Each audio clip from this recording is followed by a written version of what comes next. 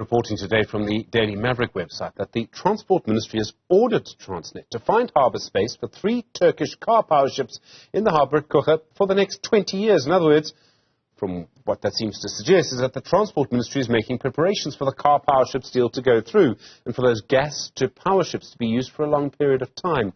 Last week in Parliament, President Cyril Ramaphosa seemed to indicate he believed we should use these ships. The Electricity Minister has also suggested that he would go in that direction. Desmond is at the South Durban Community Environmental Alliance. Desmond, good afternoon to you. We've seen the Environmental Affairs Department refusing permission for these ships to dock at these harbours. Now we have this directive from the Transport Department. What do you think is going on here?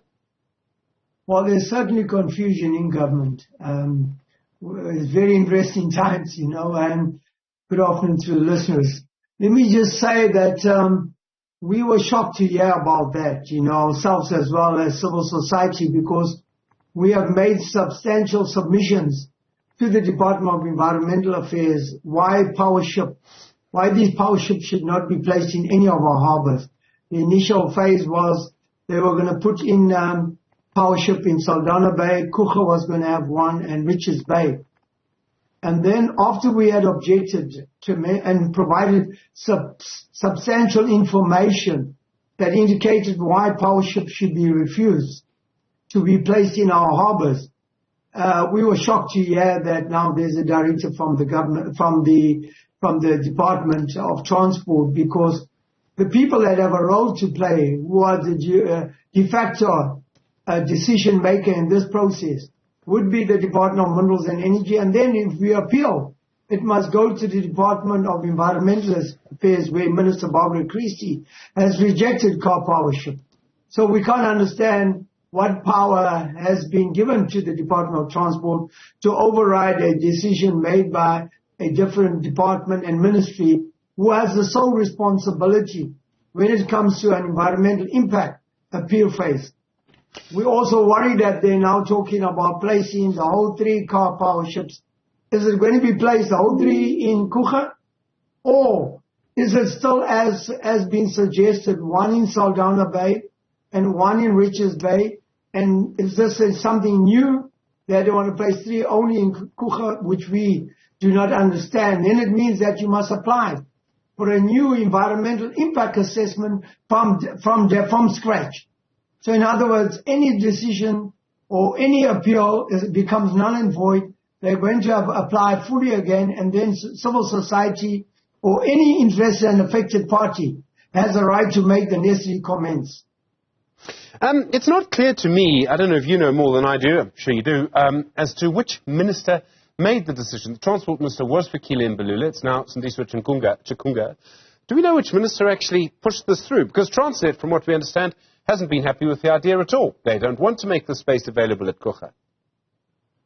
Well, look, the Department of Mineral Energy falls under the Department of Minerals and Energy, which is Gwedi Mtashi.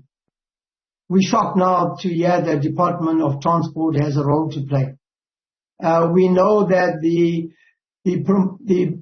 Petroleum Association of South Africa is referee and player, which we have questioned, which falls in the Department of Ministry and Energy.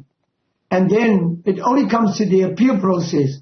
If we are not happy with how the process and the decisions have been granted, then we would then send it through, the appeal through to the Department of Environmental Affairs, which Barbara Christie is responsible for. And if she gives a favorable decision, then it means we can take it on review to any of the courts, high courts in South Africa, for the decision to be referred. But the Department of Transport is something definitely new. They never had a role to play in this at all.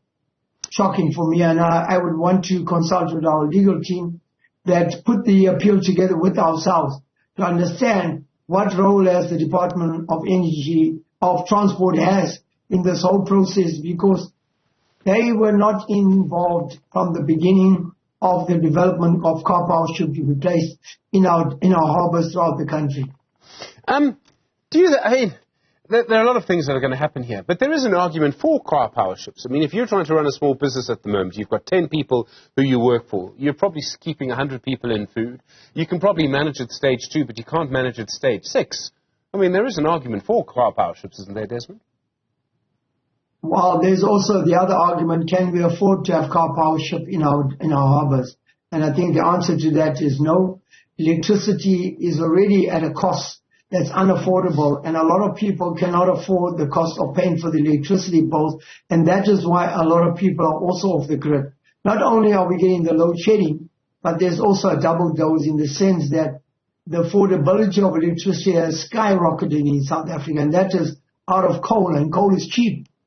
So we do understand that the cost of placing the car power ship in our harbour is going to cost billions of rands. And South Africa is at a stage where we just don't have the money. We don't have the money to fix Medupi and Kusile. And that is why we are way behind in providing access to energy to everybody in this country. And we don't have the money to maintain all the current coal-fired power stations, including the nuclear power station in Coega in Cape Town. Where are we going to get those billions of rands that we have to pay the Turkish government, as well as we're going to have to bring in their experts and their workforce who understand these ships? Our people will not get jobs. All right, Desmond, our people will get jobs. I'm not sure that there's a Turkish government role for the Turkish government in this, because I think it's a private company. You suggested a moment ago you'd be looking at lawyers. I have a sneaking suspicion that the car power ships deal is going to see a lot more legal action. Are you going to go off to court? I suspect that if they're going down the route of where there's a directive by the Department of Transport, then I think we are going to question the process. How did they get there? And surely the law must apply to everybody equally in this country. And that's what the environmental law does. And even the Department of Energy, Minerals and Energy, would have to apply, applicant would have to make applications to get approval. You cannot bypass civil society. You have to ensure that the society is being engaged with from the level where they're affected with. So if the Department of Transport want to bypass that process, I think that there's room for us to consult legally, get a legal opinion, and from some of the cases that we've gone through in this country, and I quote here the Shell case in the Eastern Cape, when they decided to bypass the community, we went to court, and that case for Shell lost that case because of bypassing and not engaging with society as a whole. And I think this could be one of those cases that would have to be challenged and get the courts to decide whether they can undermine the laws of this country, no matter who it is. Thank you very much indeed, Desmond from the South Durban Environmental Alliance. Do appreciate the time this afternoon. Well